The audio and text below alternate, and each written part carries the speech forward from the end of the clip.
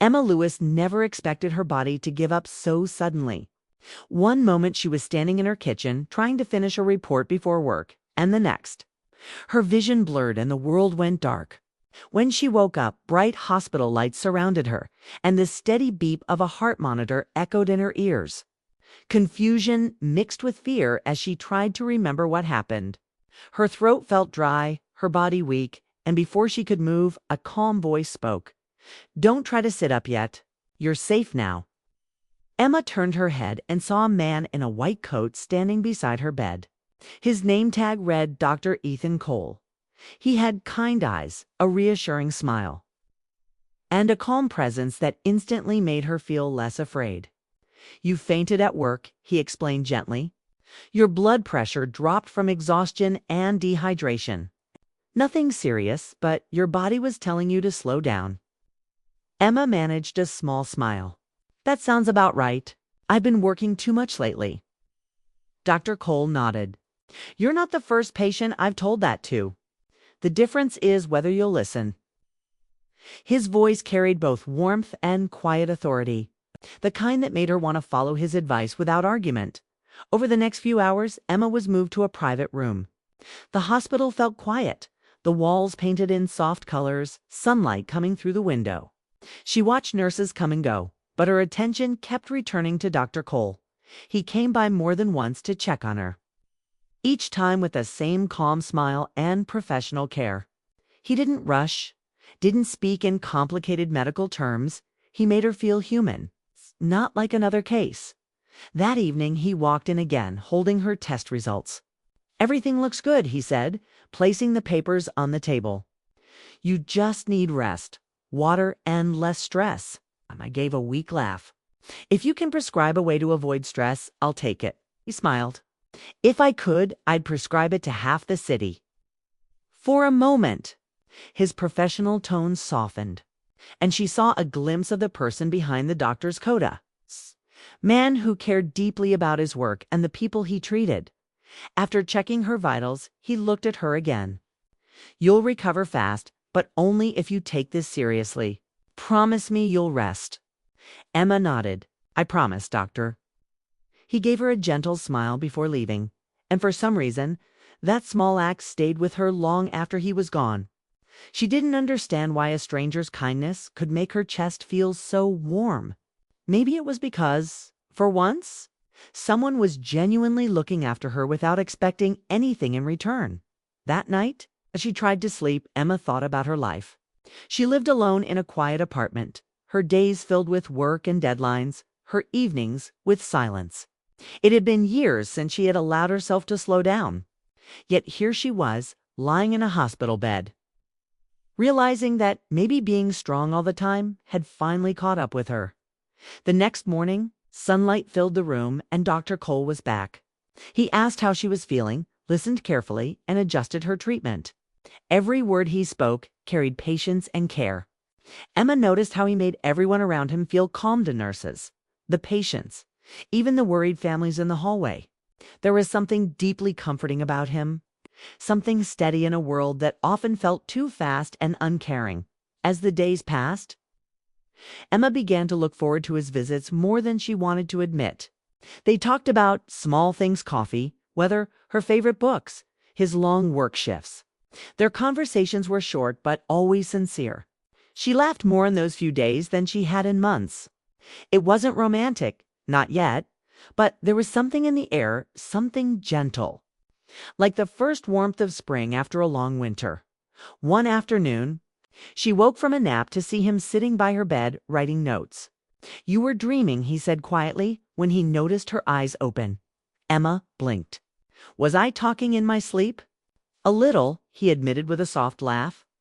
"You said something about coffee." She chuckled, embarrassed. "Well, that sounds like me." He smiled, looking at her for a moment longer than usual before turning back to his notes. "You'll be discharged soon. Your body's healing well." "Thanks to you," she said sincerely. He shook his head. "You did the healing. I just helped a little." There was a pause, one that felt heavier than the words that followed. Neither of them said what they were thinking, but the air between them was full of unspoken understanding. She wanted to thank him properly, not just for the treatment, but for the way he made her feel seen. That evening, before leaving for the night, he stopped by her room once more. The lights were dim and the room felt peaceful. "Try to get some rest, Emma," he said gently. "No more late-night work, all right?" She smiled. "You sound more like a friend than a doctor." He met her eyes and replied softly, "Sometimes caring is part of the job." After he left, Emma lay in bed staring at the ceiling, her heart strangely full. She wasn't falling for him, not really, but she felt something she hadn't felt in a long time. Trust. The kind of trust that makes you breathe easier. Knowing someone truly cares. By the time her discharge day came, she almost didn't want to leave. The nurses handed her the paperwork, and Dr. Cole came in one last time to review her instructions. He stood by the door, holding her file, looking slightly more serious than usual. "Remember what I said? Take care of yourself, eat well, rest. And no more skipping meals." "I'll try my best," she promised. He smiled again, but this time it was softer, almost personal. "Good. You're stronger than you think, Emma. Don't forget that." She nodded, and for a moment, they just looked at each other, both unsure how to say goodbye. Then he extended his hand. "Take care, Miss Lewis." She shook it, feeling the warmth of his touch, brief but comforting. "Thank you, Dr. Cole, for everything." When she stepped outside into the cool air, the world felt different. The noise of the city returned, but her heart was quieter somehow. She glanced back at the hospital building and smiled faintly. Meeting him had been unexpected, but it made her realize something important sometimes. Life brings the right people when you least expect it. People who remind you to slow down, to breathe, to care again. As Emma walked away. She didn't know if she'd ever see Dr. Ethan Cole again. But deep down, she knew this wasn't the end. Something in his eyes told her that their story had only just begun.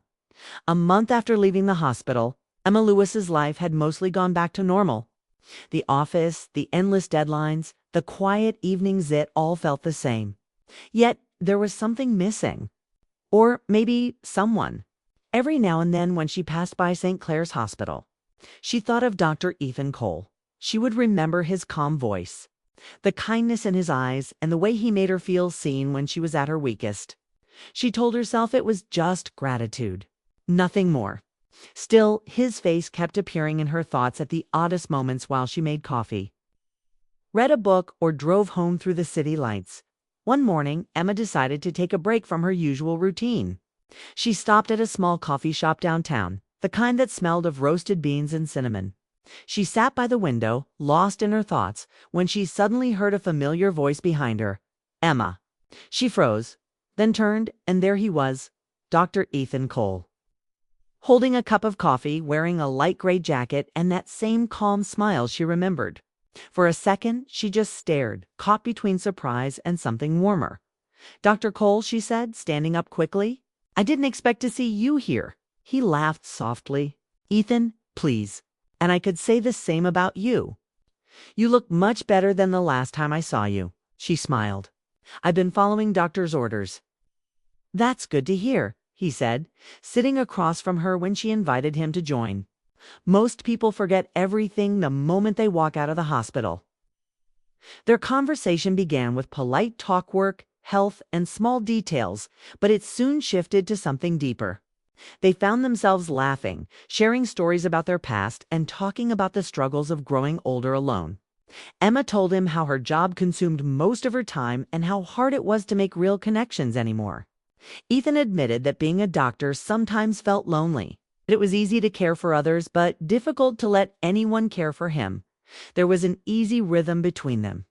The kind of comfort that doesn't come often, not even with friends you've known for years. 2 hours passed before either of them noticed. Emma blinked at the clock and laughed.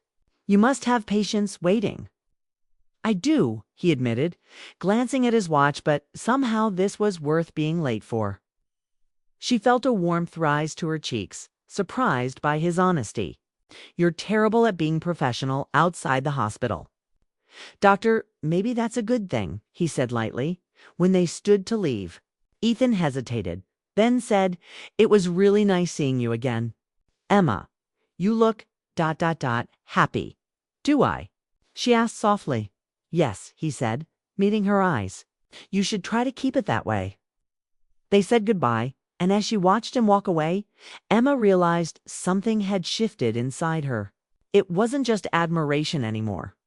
It was the quiet beginning of affection, the kind that sneaks up slowly but stays deeply. That night, she couldn't sleep. Every time she closed her eyes, she saw him sitting across from her, listening with genuine care. She told herself it was harmless.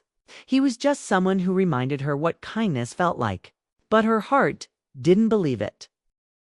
Days turned into weeks, and though they didn't meet again immediately, she found herself thinking about him often. Sometimes she caught herself checking her phone, wondering if he might somehow message her even though she knew he didn't have her number. It was silly, she told herself. Still, she couldn't help it. Then one rainy Saturday, fate stepped in again. Emma was standing under an umbrella near the parking lot of a grocery store, waiting for the rain to slow down. A car pulled up beside her, and the window rolled down. "Emma, need a ride?" She turned, shocked again to see Ethan smiling at her through the window. "You're everywhere," she joked. "Maybe the city just keeps throwing us together," he said. She hesitated for a moment, then got in the car. The inside smelled faintly of mint and coffee. As they drove, the sound of rain filled the silence until Ethan spoke. "I didn't think I'd see you again after that coffee shop." "Neither did I," she admitted. "But I guess life has a sense of humor." They laughed, and the conversation flowed as easily as before. By the time he dropped her off at her apartment, the rain had stopped, and neither of them seemed ready to say goodbye. "Would it be completely inappropriate," Ethan said carefully, "if I asked you to join me for coffee again? Off the record this time. As friends." Emma smiled, her heart racing a little. Friends sound nice? Their second coffee wasn't accidental. They met at a quiet cafe near the park, and what was meant to be a short meetup turned into hours of conversation. They spoke about their dreams, regrets, and the things they rarely told anyone. Ethan told her he once wanted to be a writer before medicine became his path. Emma confessed she used to paint but hadn't touched a brush in years. "You should start again," he said softly. "The world needs more beauty, especially from people who feel deeply." "Do you always say things that sound like they belong in a movie?" she teased. "Only when I mean them," he replied. His eyes warmed. Something about the way he said it made her chest tighten. She wasn't used to this kind of connection, gentle, sincere, and patient. There was no rush, no flirting, just quiet understanding. Yet, beneath the calm, there was something unspoken. Something both of them felt, but didn't dare to name. When the evening ended, Ethan walked her to her car. The sky was painted with soft orange light. "Take care of yourself, Emma," he said, his voice lower than usual. "You deserve to be cared for." She smiled, trying to ignore the sudden rush of emotion. "You really mean that, don't you?" "I do," he said. As she drove away, Emma's hands trembled slightly on the wheel. It wasn't love, not yet, but it was something real, something rare. That night, she stood by her window, looking out at the city lights. Her heart was full of questions she couldn't answer. Why did she feel this way about someone she barely knew? Why did his presence make her feel safe and alive at the same time? And yet, beneath all her thoughts, there was one truth she couldn't ignore. She trusted him. From the first moment she met him, she had trusted him without hesitation. But as she stood there in the quiet of her apartment, a single thought crossed her mind, leaving her both hopeful and afraid. What if this connection, as beautiful as it was, wasn't meant to last? Because deep down, Emma knew that some stories start in places where they're not supposed to end, that made them even harder to forget. Weeks passed. But Emma couldn't push Ethan from her mind. Every morning when she poured her coffee, she thought of him. Every time she walked past the hospital or the cafe where they had met, she felt a quiet ache in her chest. She didn't want to admit it, but something about him had changed her.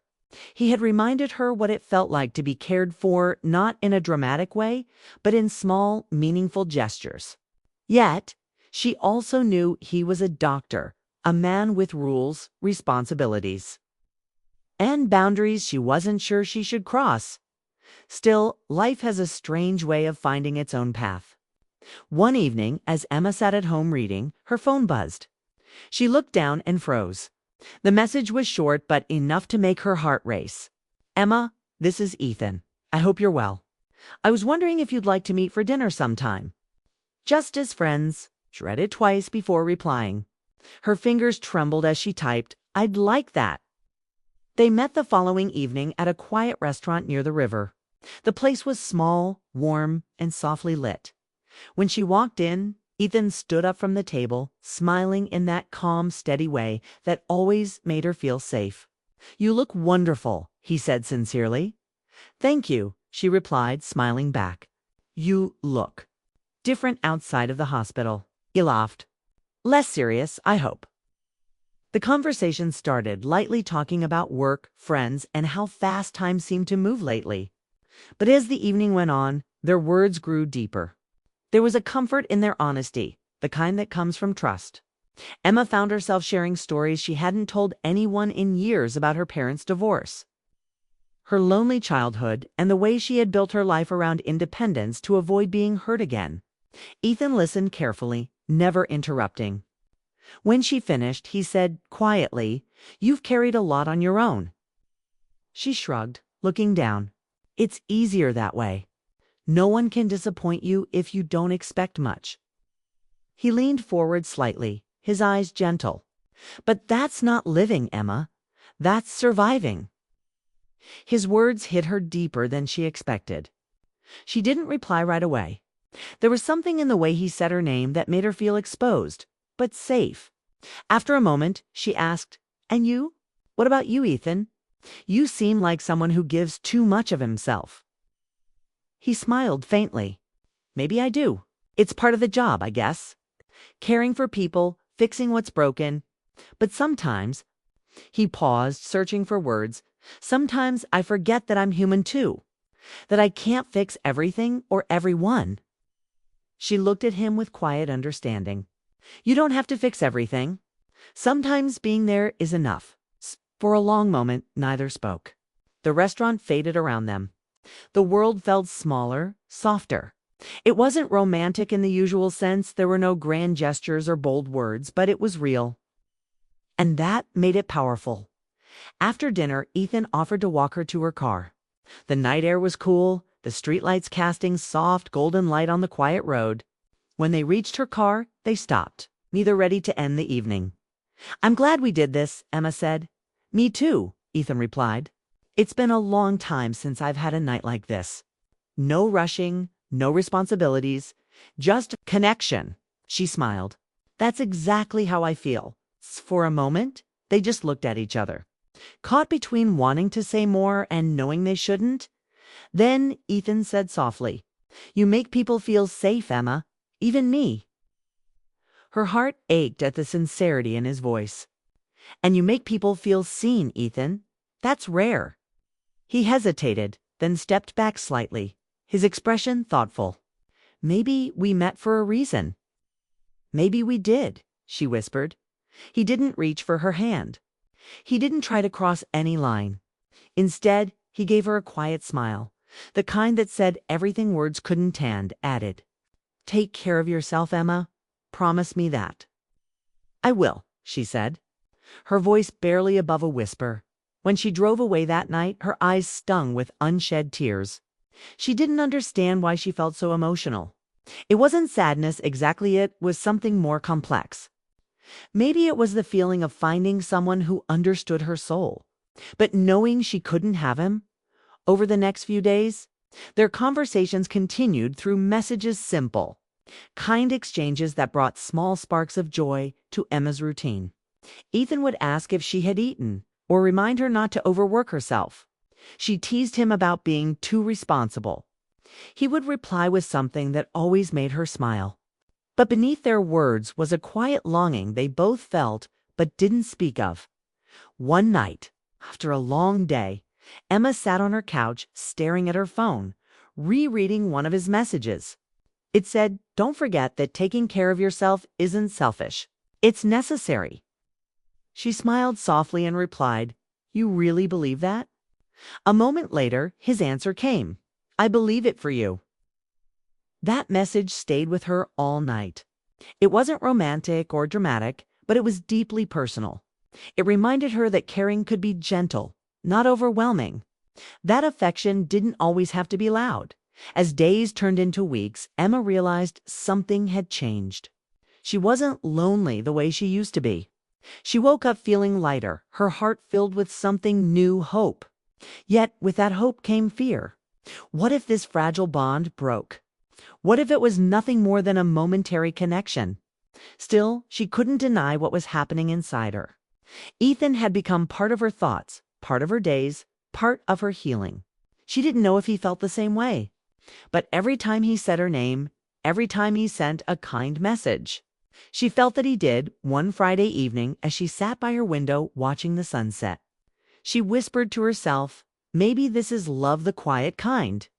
The kind that grows in small moments, not grand ones." She didn't need to be told. She knew it in her heart. Ethan had entered her life when she needed someone steady, someone kind, and she had trusted him completely. But even as she admitted her feelings to herself, she also knew the truth: he was still her doctor, and there were lines that couldn't be crossed. Still, as she stared at the darkening sky, she couldn't shake the feeling that some things were meant to find their way, no matter the rules. Because love, she thought, doesn't always ask for permission, it just happens, quietly, honestly, and sometimes when you least expect it. You said, "Explain part 4 in 1,000 words. Write the story, fast pace. Don't repeat things, use simple words.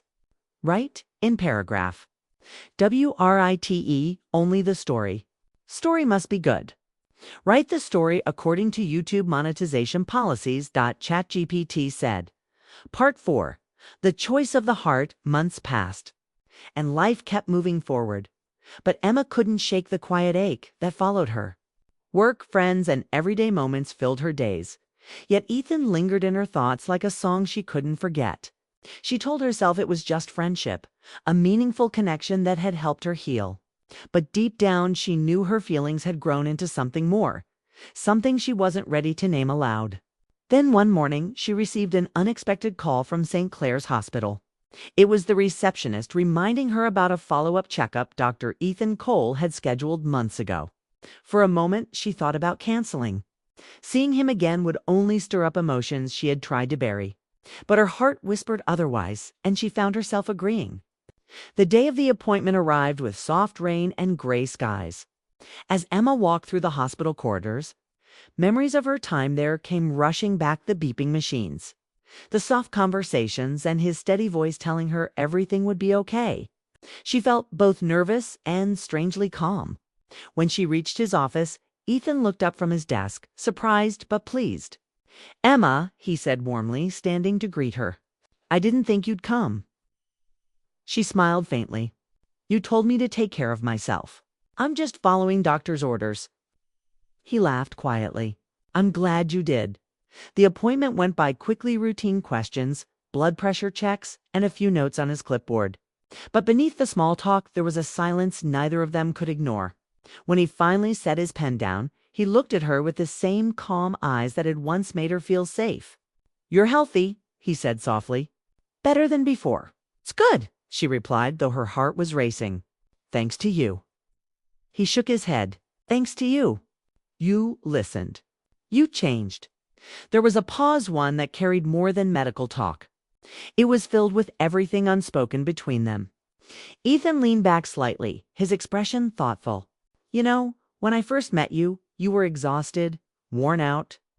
You reminded me of myself in a way, always giving, never resting." Emma met his gaze. "And now? Now you look like someone who learned how to breathe again," he said with a small smile. "I'm proud of you." She felt her throat tighten. "You were part of that. You made me see things differently." He hesitated, then spoke carefully. "Emma, can I tell you something I probably shouldn't?" Her heart skipped. "Yes." He looked down, then back at her. When I first met you, I told myself you were just another patient. But somewhere between the checkups and conversations, I started caring more than I should have. Not as a doctor, but as a person. Emma's breath caught. The room suddenly felt too quiet. Ethan. He lifted a hand gently. I know. There are rules, and I've followed them. But I also know honesty matters. You've been on my mind more than I can admit, and I think it's time I stop pretending otherwise. For a long moment, she couldn't speak. She looked at him, trying to find the right words. But emotion filled her throat. Finally, she whispered, "You're not the only one." Their eyes met, and in that look, everything was said, every late-night thought, every message, every unspoken feeling. It wasn't a confession built on impulse. It was the truth that had grown quietly between them. Ethan took a slow breath. This is complicated. I can't cross professional lines while you're still my patient. It wouldn't be right. But that doesn't mean I don't feel it. It just means we have to be careful. Emma nodded, tears glimmering in her eyes. I understand. I never expected anything. I just needed you to know that you mattered. He smiled sadly. You mattered too. More than you realize. They sat there for a while saying nothing, both knowing the moment wouldn't last forever. Then Ethan stood and walked to the window, watching the rainfall. Maybe some things aren't about timing, he said quietly. Maybe they're about connection, about meeting the right person, even if it's not the right time. Emma stood, too, moving closer. Maybe the right time comes later, she said softly. He turned to her then, his expression filled with quiet warmth. Maybe. The silence between them wasn't empty, was full of everything they felt but couldn't act on. No one needed to say the word love, because it was already there, unspoken but real. When it was time for her to leave, Ethan handed her the report and said gently, "You don't need more appointments. You're free to move on from here." She smiled faintly. "Does that mean I'm no longer your patient?" He paused, then said softly, "It means you're free to live however you choose." They both knew what that meant, even if neither dared to say it directly. Outside, the rain had stopped and the air smelled fresh. Emma walked out of the hospital, her heart heavy yet peaceful. She stood on the steps for a long time, watching people pass by, the city lights glowing against the wet pavement. She thought about how far she had come from exhaustion and loneliness to this strange, beautiful place of hope and understanding. Ethan had reminded her what trust and kindness could feel like. He had taught her that love didn't always need to be loud or certain, could be quiet, patient, and real. As she looked up at the sky, the clouds began to part and a thin ray of sunlight broke through. She smiled softly to herself. Maybe love isn't about rushing, she whispered. Maybe it's about waiting for the right moment. And somewhere inside that hospital, Ethan Cole stood by the window, watching the same patch of light. He didn't know what the future held. But he knew one thing for certain: some people come into your life once and change you forever. That night, Emma sat by her window at home, her heart calm for the first time in a long while. She didn't know if she and Ethan would ever find their way back to each other, but she felt no fear in the waiting. Some stories weren't meant to be rushed. They were meant to unfold slowly, with trust and time. She reached for her phone, typed a simple message, then hesitated before sending it. It read, "Thank you for reminding me how to feel again." She pressed send, smiled through the tears, and closed her eyes. Outside, the world kept moving, but inside her heart, something had changed forever. Emma had found something she thought she'd lost a reason to believe again, to hope and to love without fear. Whether or not their paths crossed again, she knew this chapter would always stay with her, the story of a kind doctor, a fragile heart, and a connection too genuine to forget.